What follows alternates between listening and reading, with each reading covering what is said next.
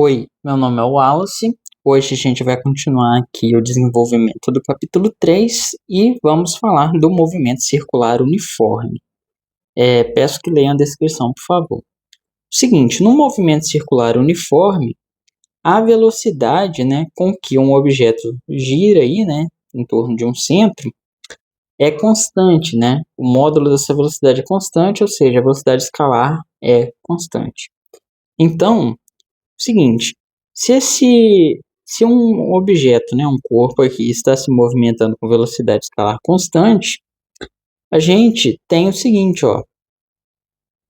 que o arco que ele percorre aqui, o arco que ele vai percorrer aqui, matematicamente, é dado, eu vou chamar esse arco de S, é dado pelo raio da circunferência vezes o ângulo. Só que o ângulo aqui não pode ser dado em graus, tá? Vai ser dado em radianos, beleza? Mas note que essa unidade, ela não é uma unidade de verdade, Porque esse ângulo θ que vai fazer aqui, por exemplo, suponha que percorre esse arco aqui, Então a gente tem aqui esse arco.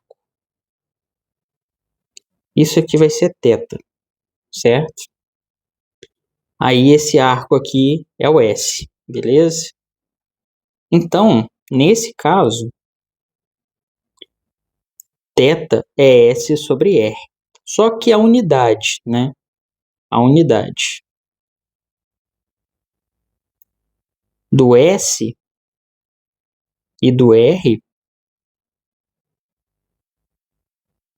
é metros, E metro por metro dá 1. Ou seja, isso daí é adimensional, certo? Ou seja, como é adimensional, então não existe unidade para ângulo, Mas então, só para poder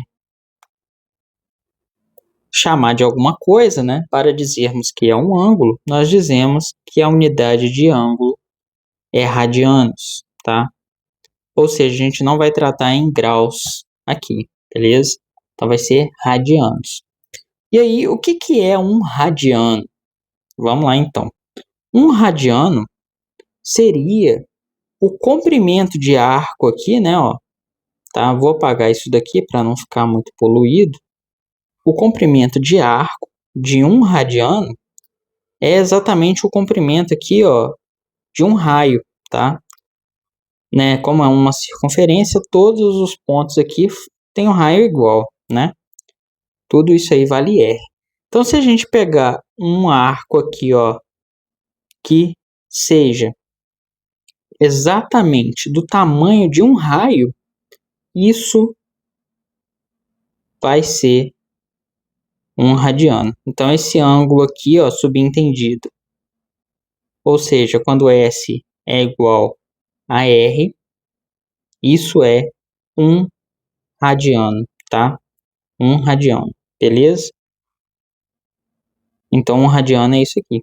E aí, a gente percebe, o seguinte, que vai ser aqui S sobre o intervalo de tempo, para andar essa distância S aqui, certo? De novo, vou apagar isso daqui. Às vezes eu me enrolo um pouco no que eu estou falando, mas vai dar certo.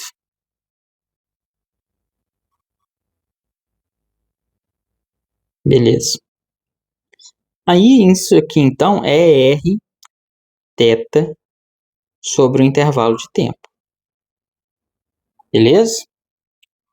Beleza, então. Só que aí a gente percebe, como eu estava dizendo, que uma volta completa é o quê? O que a gente chama de 2π, 2π. Então, a gente tem 2πr. E o tempo de uma volta a gente chama de período t, certo? Esse mesmo t que está aqui embaixo, tá? Então, a velocidade para a gente, desde que ela seja constante, vai ser 2πr sobre t, beleza? Onde t é o período e r é o raio da circunferência, tá? E aí o seguinte, Por que isso, né? Por que 2π, uma volta completa? Porque os matemáticos, né, perceberam, né, o seguinte, que se você dividir a circunferência, ou seja, tudo isso daqui, a circunferência, vamos chamar de C, né, porque S é só um arco só, C seria a volta completa. Dividir isso pelo diâmetro, o que é o diâmetro? O diâmetro é isso tudo aqui, ó, tá? Ou seja, você pega a circunferência, o C, e divide pelo D, que é o diâmetro, que é de uma ponta a outra. E você sempre obtém um número, 3,14, 15 e por aí vai, né? Isso a gente chama de π. E não importa o tamanho da circunferência, tá? Sempre que você medir essa circunferência e dividir pelo diâmetro, você obtém esse mesmo número. E o diâmetro é 2 vezes o raio, né? 2 vezes o raio. Então, a circunferência acaba sendo 2πr, tá? Por isso que o ângulo de uma volta completa é 2π, tá? Ou seja, se o raio, né? Vamos lá, vamos apagar isso aqui. Suponha que o raio de uma circunferência seja igual a sei lá, 1 metro, 1 centímetro, tanto faz. Essa volta completa aqui vai medir exatamente 2π, ou seja, 6,28 e por aí vai, certo? Então, é isso, beleza? Espero que tenha feito sentido aí. E aí, eu não vou provar isso daqui para vocês, mas existe uma aceleração aqui, tá? E ela é medida dessa forma aqui, ó, tá? Velocidade ao quadrado dividido pelo raio, tá? Ou seja, o módulo dessa velocidade aqui dividido pelo raio. É essa aceleração que a gente chama de aceleração centrípeta. E por que é esse o nome dela? Porque ela aponta para o centro da curva, tá? Então, ela sempre vai apontar para o centro, desse jeito. Beleza? Ela é um vetor também, tá bom? E ela sempre é perpendicular a essa velocidade. Lembra que eu falei que a velocidade instantânea ela é paralela à trajetória? Se a trajetória é circular, então ela é tangente, ela é desse jeito. E aí tem a aceleração centrípeta que aponta para o centro. Imagina que você está se movendo em linha reta aqui, ó. Você está de boa se movendo em linha reta com velocidade v, assim.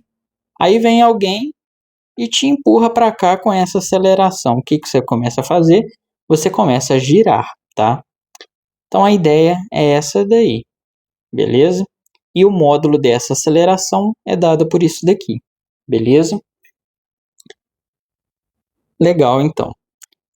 Você pode também pegar esse 2πr sobre t aqui, ó, e substituir aqui dentro, né? Você vai achar uma relação aí para a aceleração. Então você vai ter 1 sobre r vezes 2πr sobre t, isso elevado ao quadrado. Você vai perceber que isso vai dar 4πr quadrado sobre t. E você corta r com r quadrado, aqui é t ao quadrado, né? Esqueci de colocar. E você vai ter uma relação, então, que é 4, esse π aqui também é ao quadrado, né? 4π ao quadrado, r sobre t ao quadrado, certo? Você tem essa relação aí. E a unidade de aceleração aqui ainda é metro por segundo ao quadrado, tá? Só você observar que o π não tem unidade, o r é metros e o t é segundo, então vai ficar metro por segundo ao quadrado. A unidade de velocidade continua sendo metro por segundo, certo? Tem que fazer sentido as coisas. Note que aqui vai ser metro por segundo elevado ao quadrado, isso dá metro quadrado por segundo ao quadrado. Mas o metro quadrado dividido por esse metro vai dar metro, então fica metro por segundo ao quadrado também. beleza? E aí o período, né, que eu falei que é o tempo de uma volta completa, ele é o seguinte: suponha que você dá várias e várias voltas. Para isso, você vai gastar um tempo ΔT. E você vai dar várias voltas, que eu vou chamar de N. Se você dividir todo esse tempo que você demora pelo número de voltas, você vai ter o tempo de uma volta, certo? Então, agora eu vou definir o seguinte: a frequência. O que é a frequência? A frequência é o contrário. É o número de voltas que você dá em um intervalo de tempo. Então, se você dividir o número de voltas total pelo intervalo de tempo que você demora,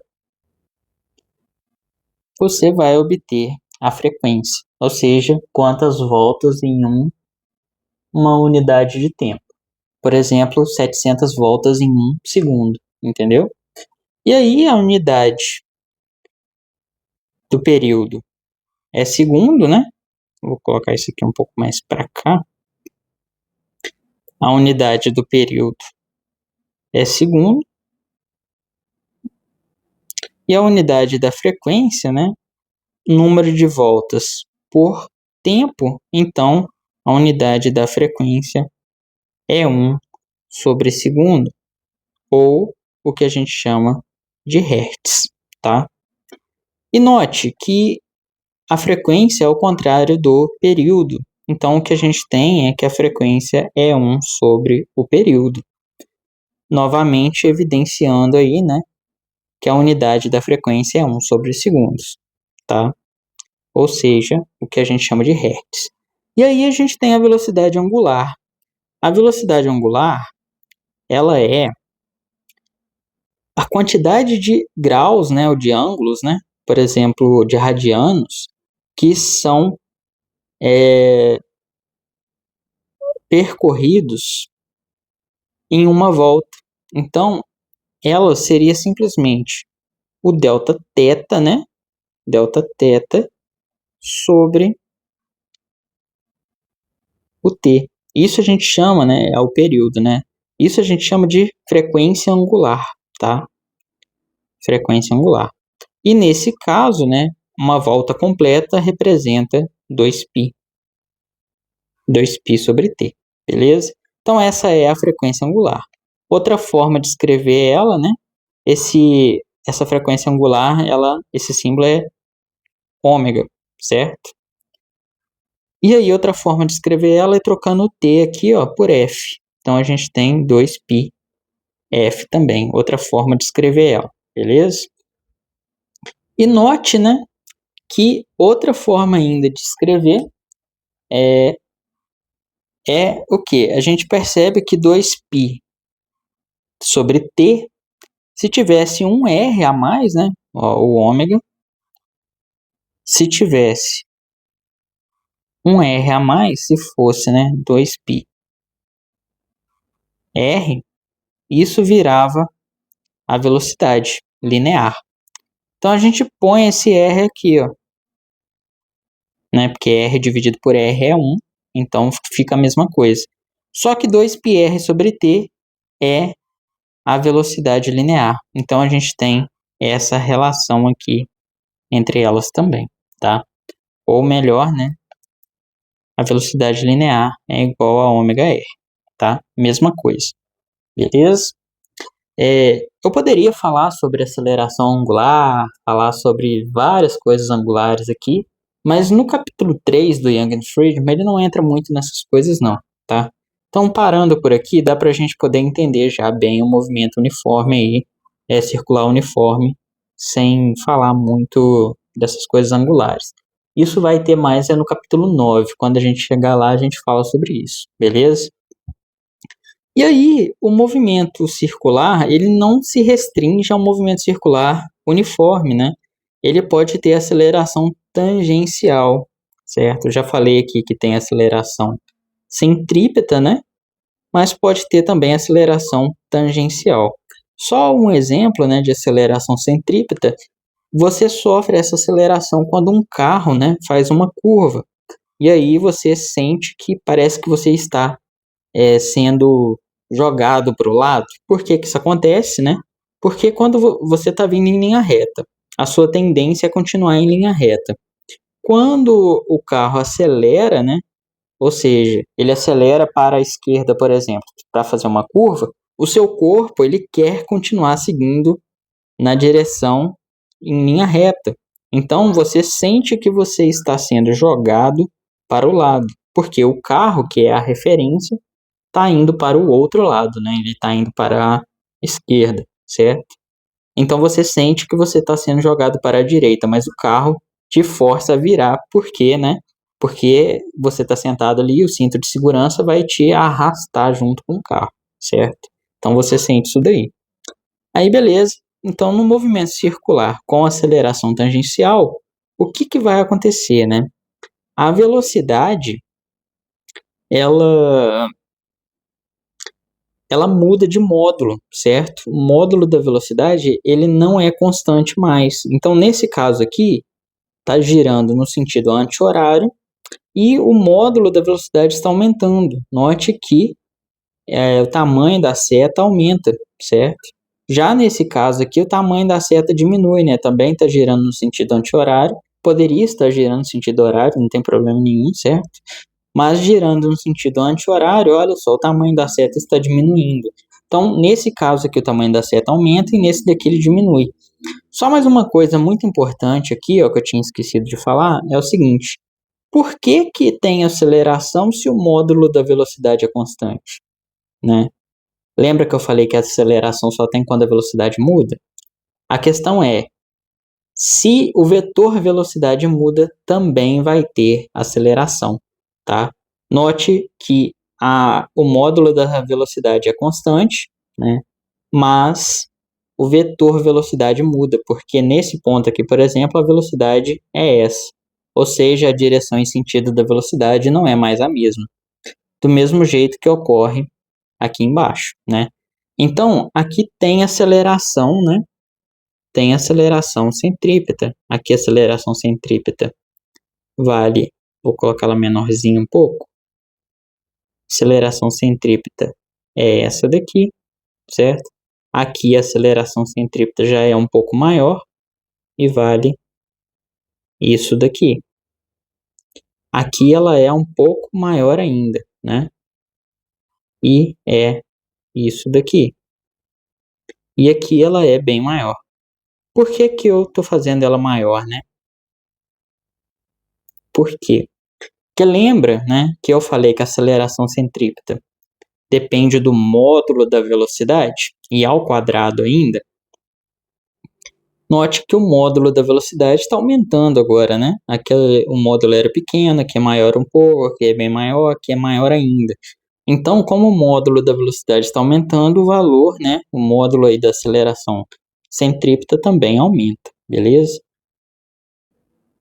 E aqui, desse lado, o que a gente vai ter, né, é que a aceleração ela está apontando para o centro também, né? Aceleração centrípeta, só que o módulo dela está diminuindo, né? Porque o módulo da velocidade está diminuindo. Então aqui começa bem grande, né? É para ser 90 graus, tá, gente? Em relação à velocidade aí. No desenho não vai ficar maravilhoso, não, mas dando para entender, tá bom. Então aqui seria desse jeito. Aí aqui seria um pouco menor, né? Aceleração centrípeta, mas apontando para o centro. Aqui seria um pouco menor ainda, né? Sim. E aqui seria bem menor, né? Mais ou menos assim, certo? Só que o seguinte, só tem essa aceleração? Não, né? Por quê? Porque o módulo da velocidade está diminuindo. Então, alguma coisa está acontecendo. E o que que é? Isso a gente chama de aceleração tangencial. Por quê? Como o módulo da velocidade está aumentando, nesse caso aqui da esquerda, então a gente tem uma aceleração na mesma direção e sentido Aqui não é centrípeta, né? Vou chamar de tangencial desse jeito, tá? T1. Então, a gente tem uma aceleração tangencial 1 na mesma direção em sentido aí que a velocidade. Essa aceleração tangencial, ela poderia ser variável? Poderia, mas eu vou usar ela aqui constante, tá? Para não complicar muitas coisas e poder desenhar setas do mesmo tamanho. Mais ou menos, né? O desenho não vai ficar do mesmo jeito não, mas as setas são do mesmo tamanho. Então, como a velocidade está aumentando, a aceleração está na mesma direção e sentido. Então, a gente tem isso daqui, ou seja, a aceleração é tangente à trajetória da mesma forma que a velocidade. Ela é paralela à velocidade e a gente chama essa aceleração de aceleração tangencial. Então, dessa forma. Note que a direção e sentido dela também muda a todo momento, né? Porém, o módulo está permanecendo igual, mas ela sempre está paralela à velocidade, tá? Beleza. Já nesse caso da direita, o módulo da velocidade está diminuindo. Então, a aceleração tangencial ela tem que estar em sentido oposto, né, ao da velocidade. Então, o que a gente tem é algo dessa forma. Mesma direção, porém sentidos opostos, mas ainda é tangencial e paralela, né? Beleza. E aqui, mesma coisa. Aí eu chamei todos os vetores de nomes diferentes, né? Porque são vetores diferentes, apesar de ter o mesmo módulo, tá? E aí, como a gente tem essas duas acelerações, então a gente tem uma aceleração resultante, né? E quem é essa aceleração resultante? Eu vou mostrar nesse círculo aqui de baixo, tá? Então, vou pegar aqui, ó, um caso aqui, ó, pegar esse caso, pegar esse aqui. Vou copiar isso, vou tentar colocar aqui mais ou menos no lugar que ele tá lá. Sim. E essa daqui, que é a aceleração tangencial. Então, ela fica aqui assim. Aí, o que que a gente pode fazer? A gente pode, né, transladar ela, né? Ó, vou pegar, é difícil aqui, hein?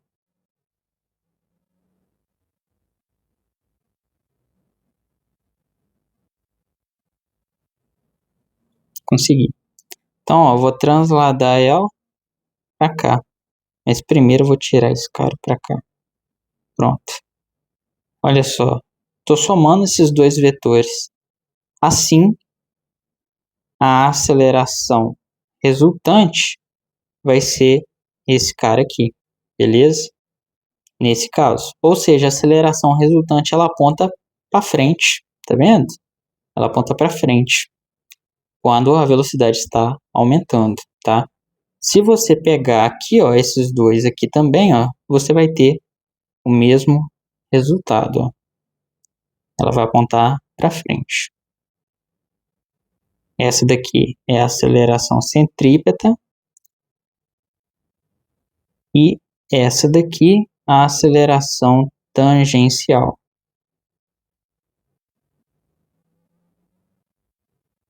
Aí eu já vou colocar esse cara aqui, ó. Então, vou pegar a seta, somar os dois, ó, assim.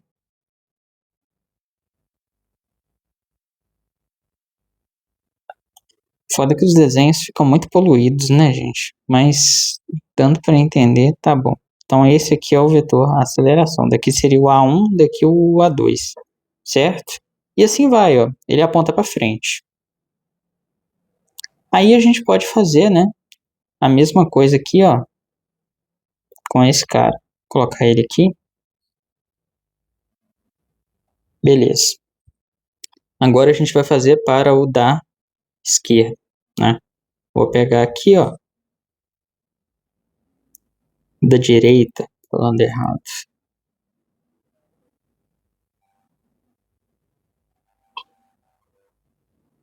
Tá meio ruim isso aqui, hein? Vou pegar o outro. Vou pegar esse aqui.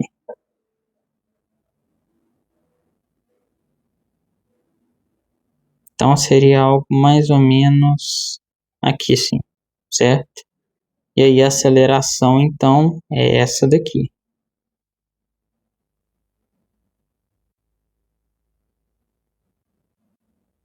Estaria assim, né?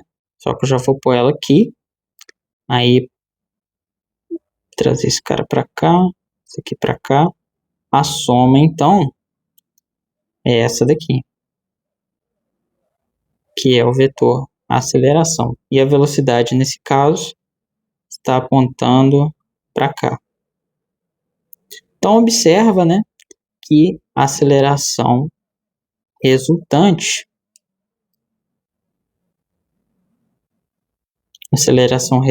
nesse caso, ela aponta para trás, tá?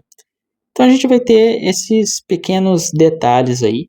Eu não vou entrar em cálculos aqui, tá? Nesse movimento circular com aceleração tangencial, mas eu quis fazer isso daqui só para vocês entenderem, né, o que acontece. E lembrando, né, que como tem essa aceleração tangencial, a aceleração centrípeta vai mudando o valor, né, porque o módulo da velocidade vai mudar devido à aceleração tangencial, tá? E aí, como eu somei esses vetores, é fácil observar, né, que a aceleração resultante, que eu vou chamar só de A, ela é a soma da aceleração tangencial mais a aceleração centrípeta, tá? E como elas, você vai perceber, elas formam um triângulo retângulo, né? Assim, ó. Então você tem uma relação entre elas de forma escalar, que é essa daqui, ó, Teorema de Pitágoras. Então você consegue encontrar uma se você tiver as outras duas, beleza? Então é isso aí, o movimento circular. Então vamos começar a falar agora de velocidade relativa.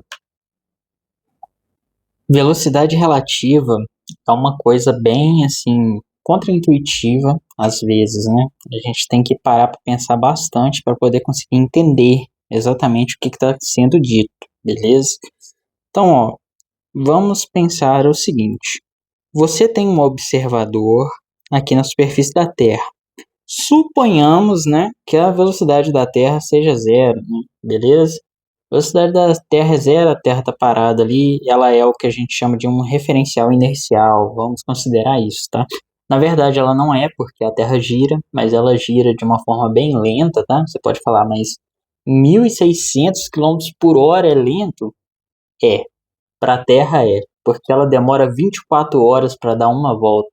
Imagina você com uma laranja na mão, finca ela num lápis, pinta uma bolinha nela, de preto, de azul, sei lá, tanto faz, e gira essa laranja. Ela tem que girar de forma que ela demore um dia para dar uma volta na manchinha que você fez, a pintinha, certo? Você vai ficar de saco cheio, né? De ficar ali girando essa laranja, tá? Então, assim, a ideia é essa. A Terra gira bem devagar. Então a gente pode considerar ela um referencial inercial. Um referencial inercial é aquele que não tem aceleração em relação a outros referenciais inerciais, tá? Mas a gente não precisa preocupar muito com isso agora não, para poder entender o que eu vou falar aqui. Só suponha que a Terra está parada aqui, o observador A está olhando aqui o observador B, e você pode falar que isso aqui é um ônibus, tá? Não interessa. Aí suponha que esse VO aqui, né, seria a velocidade do ônibus, então. Essa caixa aqui é o ônibus, beleza? E aí o seguinte, o observador, a pessoa B aqui, ó, ela está andando dentro do ônibus com essa velocidade. Só que aí o seguinte, essa velocidade que ela está andando é em relação ao ônibus, tá? Então vou colocar aqui, ó, desse jeito. E essa velocidade do ônibus é em relação à Terra, tá? ou seja, em relação ao observador A. Vou colocar aqui assim, ó, em relação ao observador A, porque o observador A, esse cara aqui, está parado na superfície da Terra. Então, a velocidade do ônibus em relação a A é essa velocidade. E a velocidade do B, né, é em relação ao ônibus. Então, é o seguinte, o B está dentro do ônibus e ele se movimenta dentro do ônibus com essa velocidade, beleza? E aqui é a mesma ideia, ele só está se movimentando para o outro lado. Então, aqui ele se movimenta em relação ao ônibus e o ônibus se movimenta em relação a A, beleza? Então, deixamos desse jeito, por enquanto, tá? Dá até para eu subir isso aqui um pouco.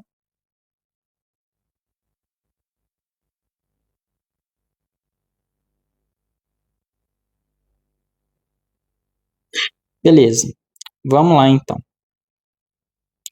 Eu quero saber qual é a velocidade que a pessoa A vai ver a pessoa B. Não é difícil imaginar, né, que se a pessoa B se movimenta com essa velocidade em relação ao ônibus e o ônibus se movimenta em relação à pessoa A com essa velocidade, então a velocidade da pessoa B em relação à pessoa A vai ser a velocidade da pessoa B, não, vai ser a velocidade do ônibus em relação à pessoa A, mais a velocidade da pessoa B em relação ao ônibus. Beleza? Acho que não é muito difícil aceitar isso, né? Porque a pessoa A, que está aqui do lado de fora, ela vê a pessoa B se movimentar com a velocidade do ônibus mais o que ela se movimenta por si só dentro do ônibus, tá? Espero que isso faça sentido para vocês. Beleza? Então é isso aí que a gente tem. E nesse caso aqui? Nesse caso aqui, a pessoa B está se movimentando para trás com essa velocidade. E aí, você poderia falar assim, agora que ela está se movimentando para trás, então é só colocar um sinal de menos aqui, certo? Pensando de forma escalar, seria isso mesmo. Mas de forma vetorial, é a mesma coisa, tá? Seria isso daqui. Você somando esses dois vetores, você vai obter o vetor da velocidade que ele vê a pessoa B. Então, seria isso, beleza? Então, vamos colocar agora que... Vamos colocar então com vetores unitários, né? Vou colocar aqui, ó, que o VB em A é igual... No primeiro caso, né, vou escrever aqui, ó, VB A e chapéu vai ser igual, então, ó, a VO em relação a A, né? Então, vai ser... Ele aponta no sentido positivo do eixo X, então é I chapéu também. E aqui é I chapéu também. Então, vai ser VB em relação ao ônibus e chapéu. Ótimo, né? A gente vai ter uma soma, beleza? Nesse outro caso, aqui de baixo, o VB em relação a A e chapéu vai ser igual à velocidade do ônibus e chapéu, ela aponta para a direita, então é positivo, menos, né, a velocidade de B em relação ao ônibus e chapéu. Aí que entra o menos, né? No vetor aqui não vai ter menos, porque a gente está simplesmente somando dois vetores. Então fica desse jeito. Mas agora que a gente colocou de forma escalar aqui e com os vetores unitários, né, para poder fazer os vetores, aí sim a gente coloca o sinal de menos, né, que é o sentido da velocidade em B. E aí a gente observa que nesse caso aqui, soma as velocidades e nesse caso aqui, subtrai as velocidades. Beleza? Então, se isso aí é óbvio para você, vai ser um pouco fácil de entender o que a gente está querendo dizer aqui. Beleza? Então, observa que se o ônibus estiver andando, por exemplo, para frente com 10 metros, não, vamos colocar aí 1 metro por segundo. O ônibus está andando para frente com 1 metro por segundo. Mas a pessoa B andar para trás a 1 metro por segundo também, nós vamos ter que a velocidade que o B tem em relação a é 0 metros por segundo. Ou seja, né, se esse cara andar para trás com a mesma velocidade que o ônibus anda para frente em relação ao A, nós vamos ter, né, que o A vê como se o B tivesse parado, certo? Apesar de ele estar andando para trás, o A veria o B andando praticamente parado no mesmo lugar. Mas o ônibus estaria andando para frente, então ia chegar um momento que ele ia chegar na traseira do ônibus, certo? Apesar dele ficar parado, tá? Essas coisas bugam um pouco, mas você pode pensar, por exemplo, também quando você está viajando de carro. Aí suponha que isso daqui, então, seja uma rua. Isso que eu estou desenhando agora é uma rua, certo? E aí tem um carro viajando para cá. Aí suponha que é mão dupla. Se for mão dupla e o outro carro estiver andando com a mesma velocidade para cá, ambos com essa velocidade, uma pessoa que observa daqui de fora, ele vê os dois com essas velocidades. Mas alguém que está dentro desse carro, né, vai ver esse outro carro aqui como se estivesse parado, tá? Então, velocidade é uma coisa relativa. Normalmente a gente pensa que a Terra está parada e tudo se move em cima da Terra. Então, quando a gente vê uma pessoa dentro de um carro, nós costumamos pensar que essa pessoa está em movimento, né? Só que, do ponto de vista dessa pessoa, ela vê a gente se mover, certo? Então, você tem que lembrar que a Terra também não está parada. A Terra se move no espaço. Então, por que a Terra seria um referencial privilegiado? Né? Por que a Terra estaria parada sempre? Ela não está. Ela parece parada do nosso ponto de vista, porque a gente se move junto com ela. É a mesma coisa que ocorre entre esses dois carros. Você já deve ter percebido isso quando um carro passa do seu lado. Se for mão dupla e os dois estiverem com a mesma velocidade, você vê a pessoa dentro do outro carro como se ela tivesse parado do seu lado. Então, assim, você tem como até bater um papo com essa pessoa se você quiser, apesar dos dois carros estarem a, por exemplo, 80 quilômetros por hora em relação à Terra, tá? Então, um em relação ao outro, por estarem com a mesma velocidade, estão parados. E quem se move são as pessoas que estão na superfície da Terra, tá? Aí supõe agora, por exemplo, que em vez de estarem com a mesma velocidade, o que ocorre é que esse daqui está um pouco mais rápido. Então ele está com uma velocidade V um pouco maior. O que você, dentro desse carro aqui, veria?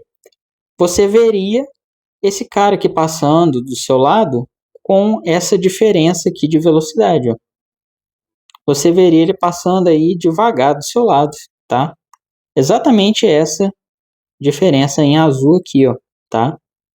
Ou seja, se você tiver vamos supor, 80 quilômetros por hora, e esse carro, você está a 80 quilômetros por hora em relação a essa pessoa parada na estrada, e esse carro aqui está a 100 quilômetros por hora em relação a essa pessoa parada na estrada, então você, dentro do seu carro, vê o outro carro te ultrapassando a 20 quilômetros por hora, beleza? Isso porque ela vai te ultrapassar, né? Mas ela tem a velocidade que você tem em relação à Terra, mais um pouco de velocidade, ou seja,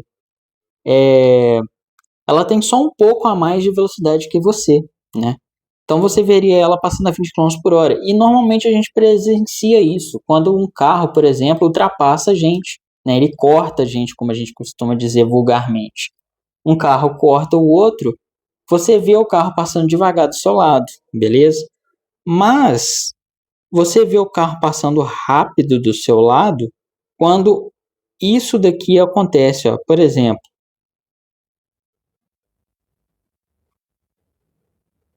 suponha que a pessoa está vindo aqui, ó, só que agora não é mão dupla mais, ela está se movendo com essa velocidade V aqui, ó, certo?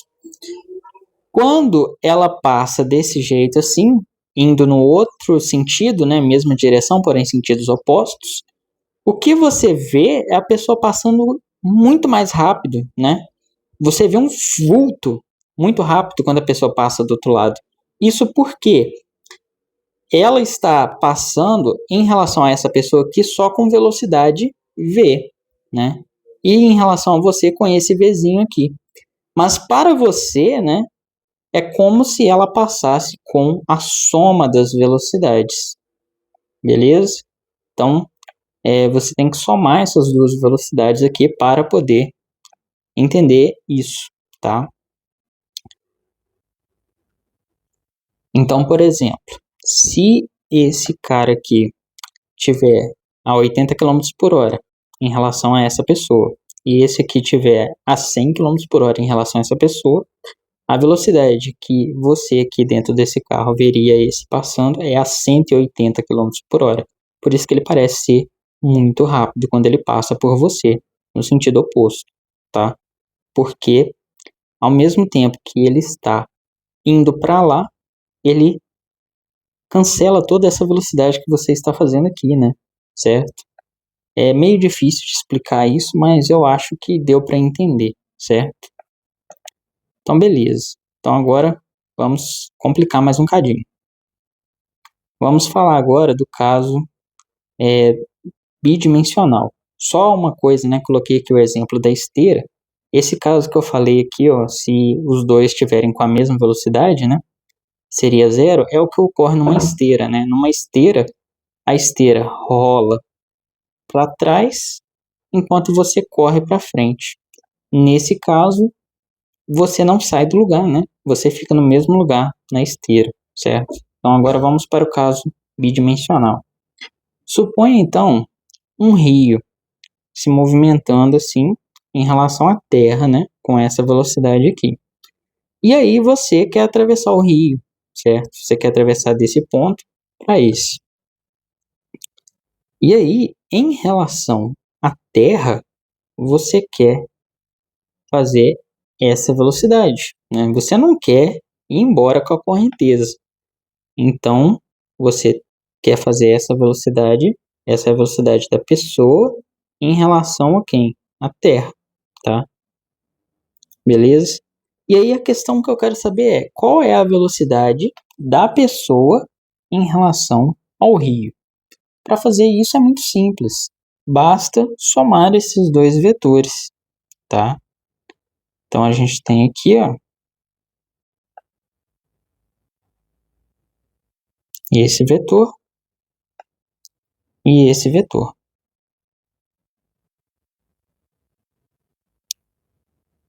Beleza. E aí é o seguinte, eu quero saber qual é a velocidade que a pessoa precisa fazer em relação ao rio. Essas velocidades são perpendiculares, né? Mas olha só, dá para pensar da mesma forma que a gente pensou aqui, ó. Que eu pensei aqui, ó. A velocidade de B em relação a A é a velocidade do ônibus em relação a A mais a velocidade de B em relação ao ônibus. Aqui vai ser a mesma ideia. Aqui vai ser o seguinte. Deixa esses caras aí no canto. Então, ó, vai ser... Eu estou falando que a Terra está parada, né? Então, estou considerando a Terra como um referencial importante aí. Ou seja, é como se tivesse uma pessoa aqui desse lado, parado na superfície da Terra, esperando você atravessar. Então, o que que essa pessoa vai ver? Essa pessoa vê qual é a velocidade que a pessoa vê, né, em relação à Terra, então. ou seja, a velocidade dessa pessoa em relação à Terra, ou seja, quem está aqui parado. Então vai ser isso, mais a velocidade do meio que está se movimentando, né, em relação à Terra. Então é o rio em relação à Terra, lá era o ônibus em relação à Terra, mais a velocidade da pessoa em relação ao meio, né? Ou seja, a velocidade da pessoa em relação ao ônibus lá no caso. Então é isso aí que a gente tem, né? Então, a velocidade da pessoa em relação ao rio é a velocidade da pessoa em relação à Terra menos a velocidade da pessoa, a velocidade do rio, né, em relação à Terra. Beleza? Então a gente é só calcular esses vetores aqui que a gente acharia isso, tá? A velocidade da pessoa em relação ao rio. Então é o seguinte agora, ó. Note, né, que aqui soma a velocidade do rio em relação à Terra mais a velocidade da pessoa em relação ao rio. Então, o que a gente tem que fazer é simplesmente, né, saber, ó, que a velocidade da pessoa em relação à Terra é a resultante. Então, a velocidade da pessoa em relação ao rio tem que ser esse daqui, para poder ser a soma, né, ó. Soma a velocidade do rio em relação à Terra mais a velocidade da pessoa em relação ao rio, você vai obter a velocidade da pessoa em relação à Terra. Então, essa daqui é a velocidade da pessoa em relação ao rio. Faz sentido, porque como o rio está correndo para a direita, você tem que compensar isso apontando, né, a sua velocidade para a esquerda, né, de forma que na superfície da Terra pareça simplesmente que está se movimentando em linha reta, desse jeito, beleza? Linha reta todos né? Falo em linha reta aqui verticalmente, tá? E aí, como isso é um triângulo, né, um triângulo retângulo, você pode, por exemplo, se você quiser calcular esse ângulo, usando aí relações de cosseno, seno e tangente, e você pode calcular essas coisas aqui, né, como sendo, como é um triângulo retângulo, o que você tem é essas relações, né?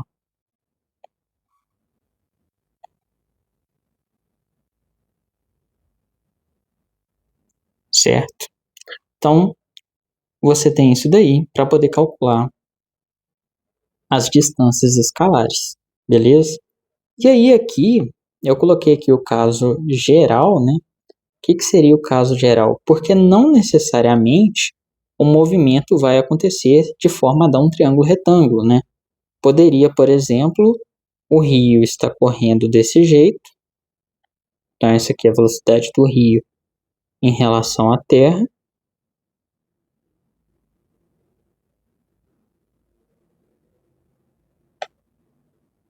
e aí, por exemplo, ele não pede que você, né, que essa pessoa aqui veja você se movimentar daqui até aqui de uma margem assim, por exemplo.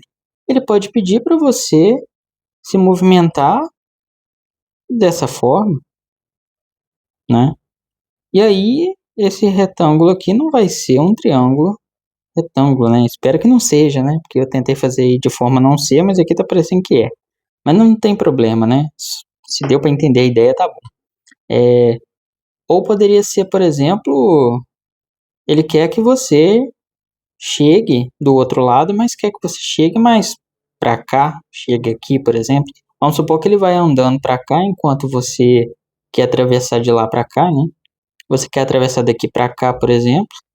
Aí ele vai andando e você vai aí lutando contra a correnteza para chegar. Nesse caso, então, o que a gente teria? Você teria que fazer alguma coisa tipo essa, tá? Agora, claramente, não vai ser um triângulo retângulo, né? Então, você teria que fazer isso daqui. E aí, a sua velocidade em relação ao rio, né? A velocidade da pessoa em relação ao rio seria essa daí. E esse daqui seria a velocidade da pessoa em relação à Terra. Isso foi só um exemplo, tá, gente? Poderia ser avião, poderia ser qualquer outra coisa, tá? qualquer tipo de movimento assim de um em relação ao outro. E aí aqui, ó, note que isso não é um triângulo retângulo claramente, tá? E aí as coisas podem complicar um pouco, né? Porque a gente não pode usar, por exemplo, isso daqui, tá? Então o que que a gente faria, por exemplo, né?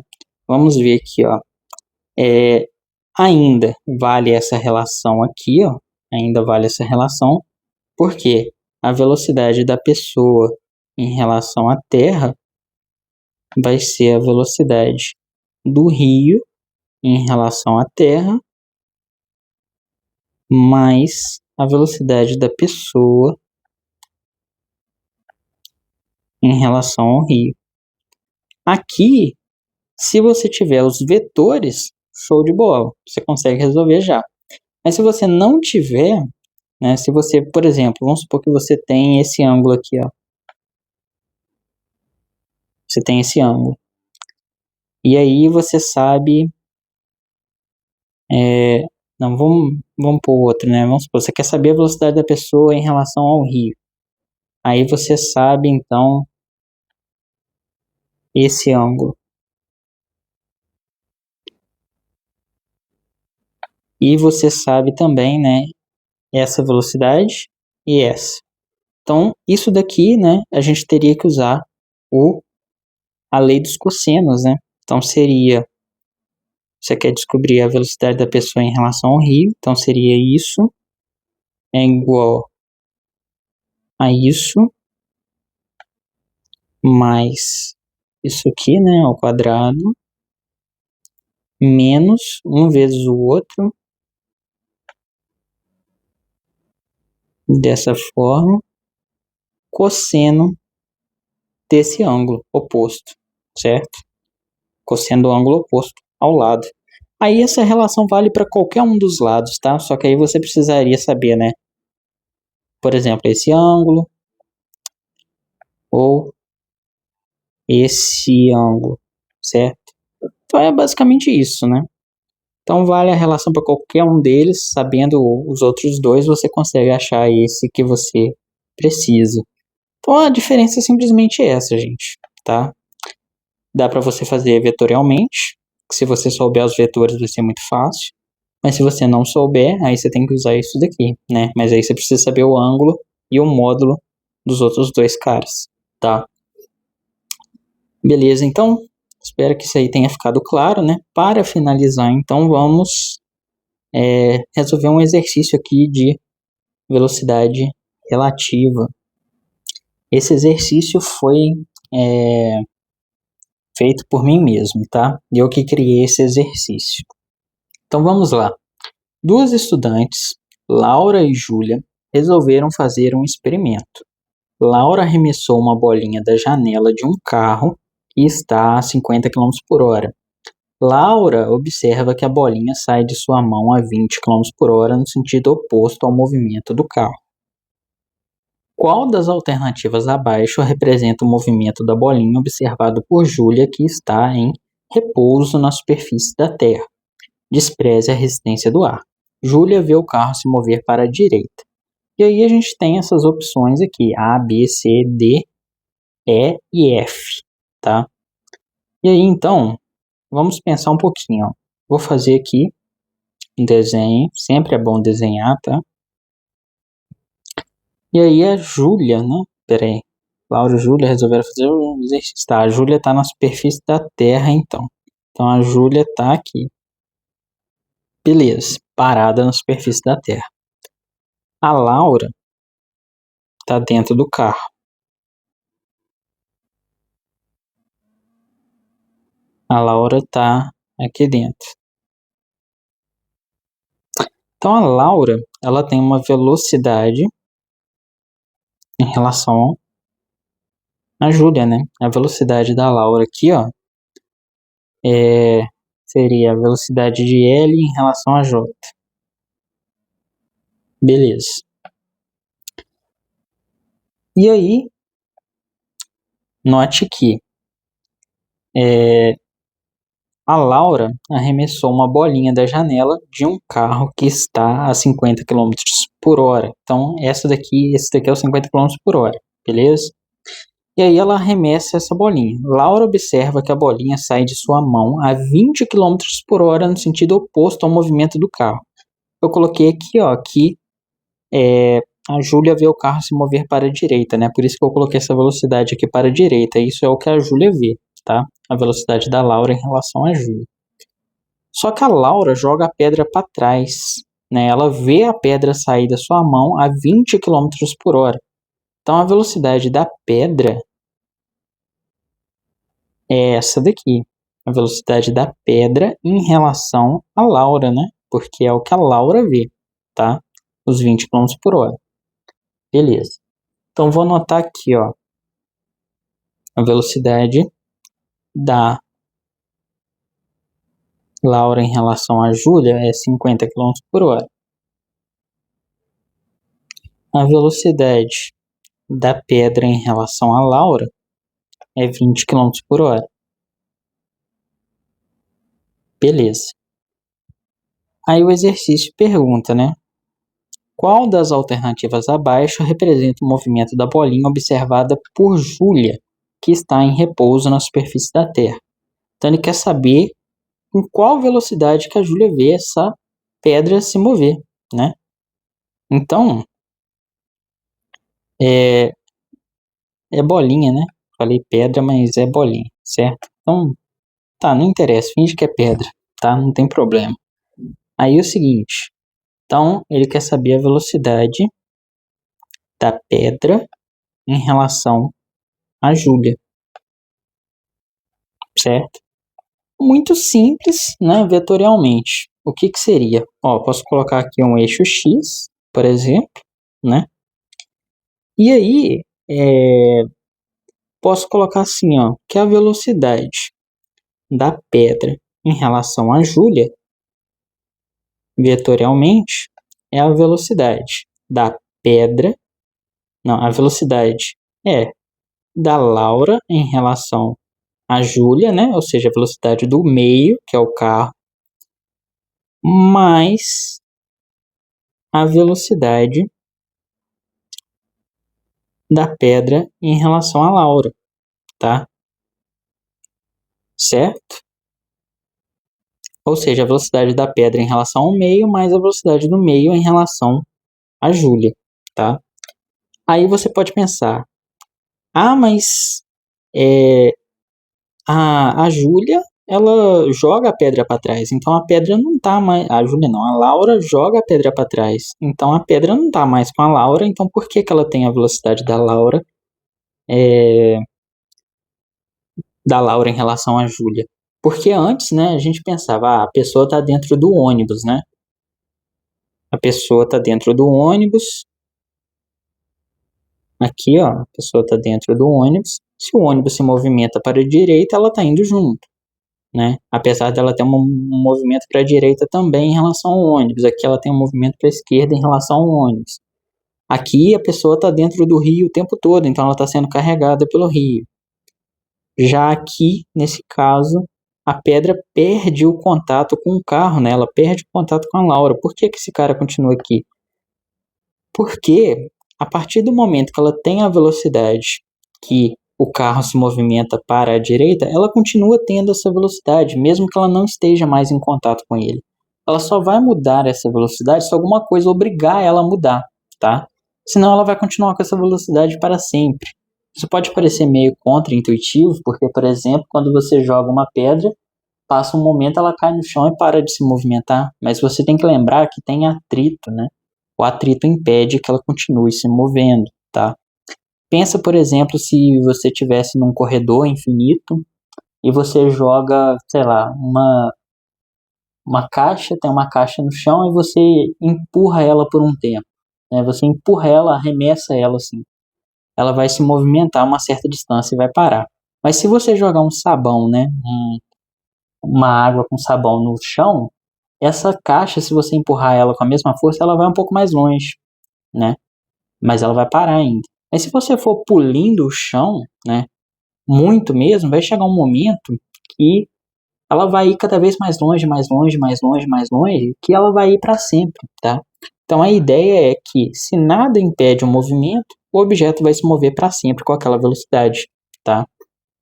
Então, a ideia aqui é exatamente essa. A pedra, ela continua indo para sempre, tá? Se não fosse assim, o que que aconteceria, né? Por exemplo, dentro de um ônibus não, dentro de um avião, vamos supor. Um avião está se movendo para a direita com 800 quilômetros por hora. Se a pessoa, então, pulasse dentro do avião, né? Ela estava em contato com o avião, então ela estava 800 quilômetros por hora também. Se ela pulasse dentro do avião, ela não estaria mais com esses 800 quilômetros por hora, então ela ia ficar para trás, ou seja, ela ia ficar esmagada na parede de trás do avião. Isso não faz sentido, certo? É porque, mesmo ela perdendo o contato com o avião, ela continua com essa mesma velocidade que o avião tinha, né? Ou tem. Então a ideia aqui é exatamente a mesma. Apesar da Júlia, né, da pedra ter saído da mão da Júlia com essa velocidade aqui em relação à Júlia, a pedra ainda continua com essa velocidade aqui também. Porque, né, ela não perde essa velocidade só porque ela perdeu o contato com a Júlia que está dentro do carro. A Júlia não, a Laura, né, falando tudo errado. Mas é porque é meio confuso, né? Mas deu para entender, espero, né? Então a pedra, apesar de perder o contato com a Laura, ela continua com a mesma velocidade que a Laura estava indo para a direita. Por isso que a gente tem isso daqui. E o legal dessa equação é que ela também vale para o caso quando a pedra está na mão da Laura ainda.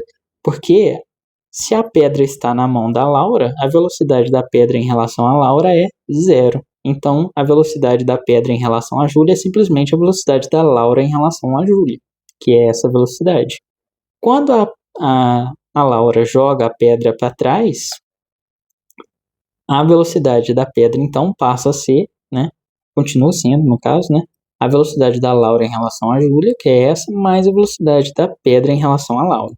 Então, beleza, vamos agora só fazer aqui, ó. Então, a velocidade da pedra em relação à Júlia, que é o que a gente quer saber, é a velocidade da Laura em relação à Júlia, que é o que? Os 50 quilômetros por hora. E isso e chapéu, né? Porque está indo para a direita. E agora a velocidade da pedra em relação à Laura. Só que a Laura vê a pedra ir para a esquerda. Então é menos e chapéu. Menos 20 quilômetro por hora e chapéu. Ou seja, a velocidade da pedra em relação à Júlia é de 30 quilômetros por hora e chapéu. Ou seja, apesar da Laura jogar a pedra para trás, a Júlia vê a pedra indo para frente, certo? Ela continua vendo a pedra indo para frente, só que com uma velocidade menor, tá? 30 km por hora. Então a gente já observa que não pode ser a letra A, não pode ser a letra D, não pode ser a letra E, tá? Beleza, então ou é a letra B, ou a letra C, ou a letra F. Só que, como eu falei, né, a velocidade aqui, ó, é para frente, né, eixo X. Então não tem como ser também a letra B, né? Então tem que ser ou a letra C ou a letra F, tá? Só que pensa o seguinte, ele pede, né, ele pergunta aqui qual das alternativas abaixo representa o movimento da bolinha observado por Júlia, que está em repouso na superfície da Terra. Ou seja, a Júlia vai ver a bolinha saindo com uma velocidade para onde? E chapéu, né? Ou seja, para frente. Ela vê a bolinha ou pedra, tanto faz, a bolinha ou pedra, né? Em relação à Júlia, tem essa velocidade aqui, ó, de 30 km por hora, né? Então, se ela vê a pedra desse jeito, ela não pode ver a pedra indo para baixo, certo? Teria que ser 30 assim, né? Ó, tá? Só que a gente tem que lembrar, né? Que a partir do momento que a pedra sai da mão da Laura, ela está sob, né, influência da gravidade. Por quê? no planeta Terra existe a aceleração da gravidade para baixo. Então ela vai acelerar a pedra, né? Lembrando do vídeo anterior aí que eu falei de movimento oblíquo, né? Então o que vai acontecer é isso daqui, né? Então a pedra vai descer, certo? Então o que a Júlia vê a pedra fazer é ter uma velocidade para a direita de 30 km por hora no início e depois a trajetória dela vai ser uma parábola porque ela vai ser acelerada, né? Para baixo, beleza? Então a resposta correta é a letra C, beleza? Então espero que vocês tenham entendido, né? Bastante coisa para poder falar, né? Muito complicado isso daí. Reassistam se for necessário, né? Espero que tenha sido de boa para vocês e até a próxima, onde eu trarei exercícios resolvidos. Falou!